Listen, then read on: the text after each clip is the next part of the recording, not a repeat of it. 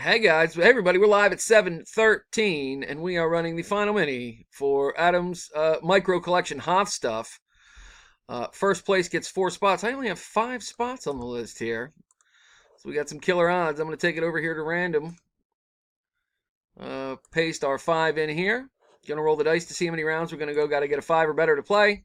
We got an 11. So we are cooking. Let's begin. Good luck, everybody. Here we go.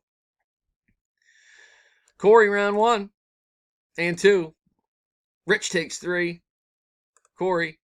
Steve on top in round 5. Corey round 6. And round 7. And round 8. Corey takes round 9. And our next to last round, round 10, bringing us